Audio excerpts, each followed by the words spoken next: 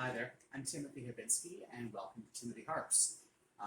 We're standing right now in my workshop. The workshop is 2 stories, 20 feet by 30 feet, so that's 600 square feet per story.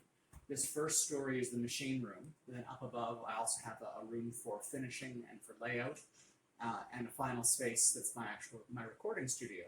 So before we get started, I'll give the standard spiel that I give to most people at my shop, and that is the most important 2 tools in the shop at all times. I'm wearing one right now. These are regular glasses. These are actually safety glasses. So it's designed to protect my eyes from anything that might get thrown by a machine. That's essential. The second is like it, and that's hearing protectors. As of this September, I'll have been building harps for exactly 30 years. And if you don't watch out for your hearing, the sound of the tools, particularly things like the router, which is high-pitched and very, very loud, will destroy your hearing. You'll spend the rest of your life not being able to hear your family. So it's really important to take care of your hearing and your vision. I'm going to leave it there, and I'll start to give you a tour in the next clip. So again, over here we have my storage racks for the raw lumber that I use to actually build harps. So the lumber looks about like this. This is quite a nice piece of black cherry. And I use cherry for the frames of some of my harps. We also have up above, this is the soundboard wood that we use for the tops of our harps. And this is actually one of the reasons that we came to Nova Scotia. This wood's called Adirondack spruce.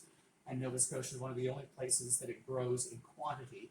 If you can look up close, this is a very tight grain structure on this. You've got about 21 rings per inch, and that's what you want for a good quality soundboard.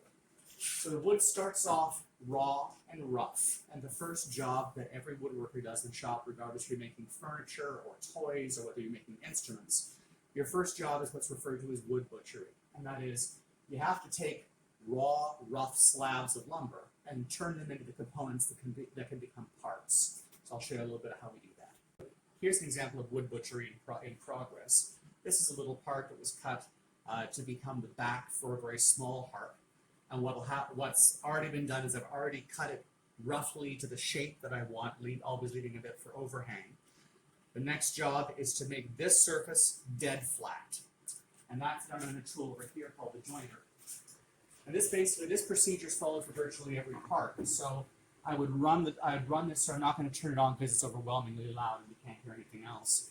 But I run this across the spinning blade here, like so, and it will wind up giving me a perfectly flat surface here, which is important because this piece of wood is going to be what's called book matched. That means I'm going to slice it in half lengthwise and open the halves out like the leaves of a book so that you have a matching pattern on both sides.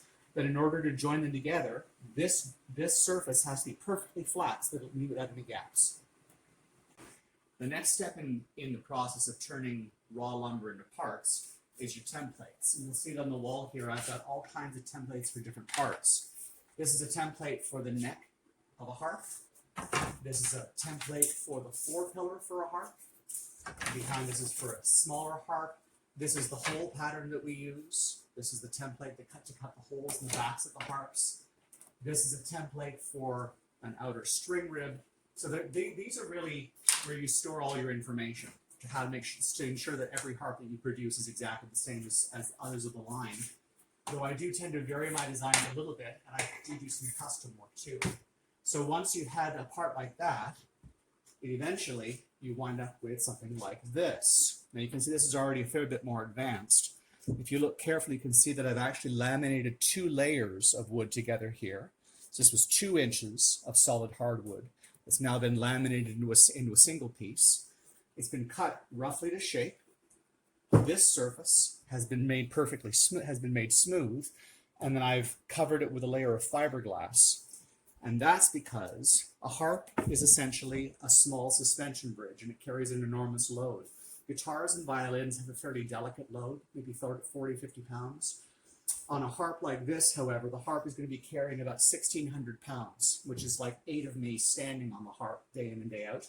And one of the weakest spots is right here, because we've got what's referred to as grain runout. You can follow the grain, and it goes right to that spot. So this is a weak spot, potentially, in the neck of your harp, a spot where you'll see, and I've done lots of repairs for other brands of harps.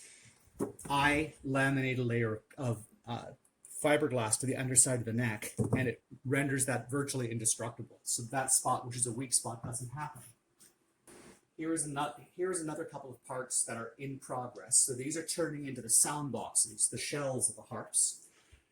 You can see that it tapers towards the top. It's also deeper at the base than it is at the top. And just as we reinforce the necks with fiberglass, you'll see right up here there's a little cup that's cut into the top of the harp. And eventually the harp's neck is going to sit in this cup. That's what's referred to as a mortise and tenon joint. And this is another potential weak spot because it's fairly small. From this corner of the cup to the back corner of the harp is little. And if somebody drops the harp, that's a spot where they can break. So I line this with not just fiberglass, but with carbon fiber. And carbon fiber, when it's laminated to wood, is as strong as spring steel.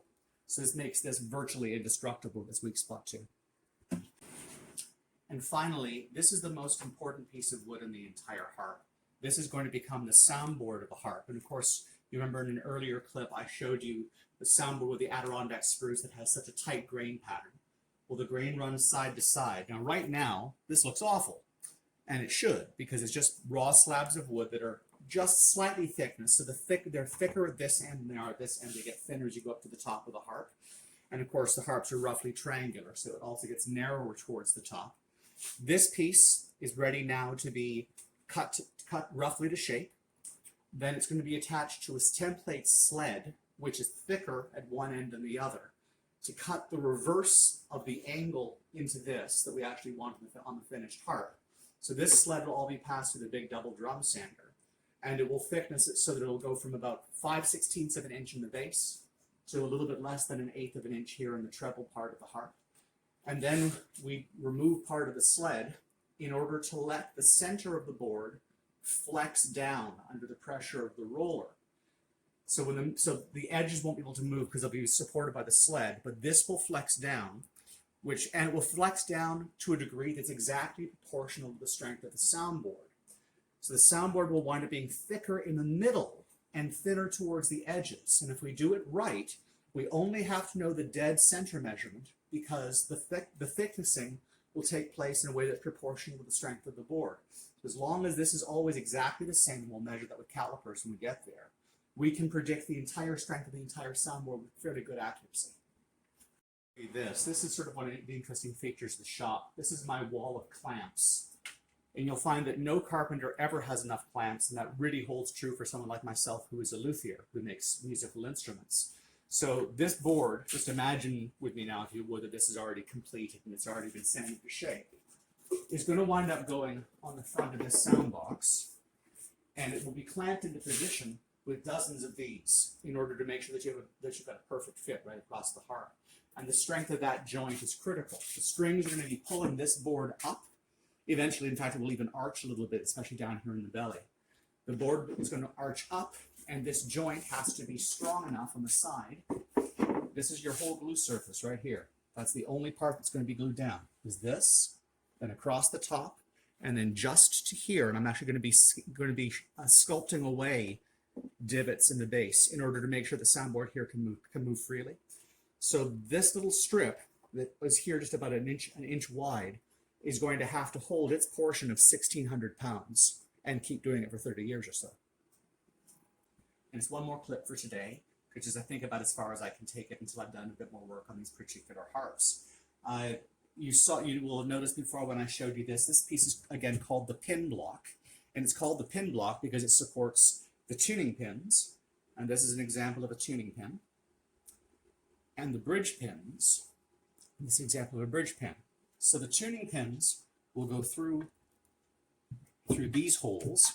And these holes you can't see are tapered holes, and they exactly match the taper of the pin. The pin itself is a number 5 tapered pin. It doesn't have a thread on it, but if you run your thumbnail, you can feel a bit of a score, and that's to keep it gripping properly when it's in the hole. The purpose of the bridge pin, and these bridge pins will go in these spots. The point of the bridge pin is to very accurately define the vibrating length of the string. We don't want to wind it right to the tuning pin because then depending on whether you're winding in or winding out, your strings will be all higgledy-piggledy up and down. And you want them all to sit the same height.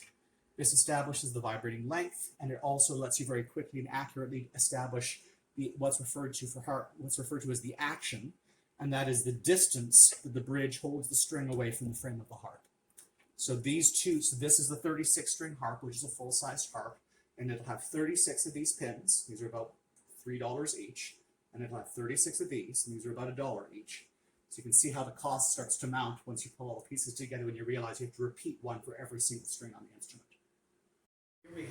Here we have a completed harp. This harp is actually my own. This is a jumbo-sized harp. It's 40 strings. Full size for a Celtic harp is usually 34 to 36 strings. This one has an extra half octave of bass because I'm a big guy and I can carry a big harp. I'm not going to play it for you right now because I know it's woefully out of tune. I'll get it tuned up, maybe play it for you in one of the next clips. But you can see, just looking at the harp right now, so this is that pin block part that we were looking at before. That's the top of our suspension bridge. And then this is the bottom of the suspension bridge, the soundboard. And if you look from the top and sight down the soundboard, you can actually see the belly that it has, that it's risen up to meet the tension of the strings. Here's the back of the harp where the sound hole's cut, and you can see the book matching of the pattern. And you'll notice that one side of the book match is darker than the other. And this is really fascinating, and that's because the grain in one side of the book match will be going in the opposite direction from the first side. On one side, anywhere where the grain is dipping down and going deeper into the wood, on the reverse side, it's coming up and getting more shallow in the wood. And that affects how the light strikes it. So it changes, so one side will be luminous when the light catches it from one angle, and the other side when it catches it from the other angle, which is kind of cool. And then over on this side, this piece is referred to as the cheek piece, and this supports the joint that holds the neck to the pillar. And it again has some very nice burl to it. Well, thank you for having interest in what I do here in the shop. I hope I've been able to show you a couple of things that were of interest. When I've got a bit more of the harps downstairs done and there's something interesting to see, perhaps I'll pull me out here to film another couple of clips. But thank you for visiting the shop, and I hope you enjoyed yourselves. Thanks.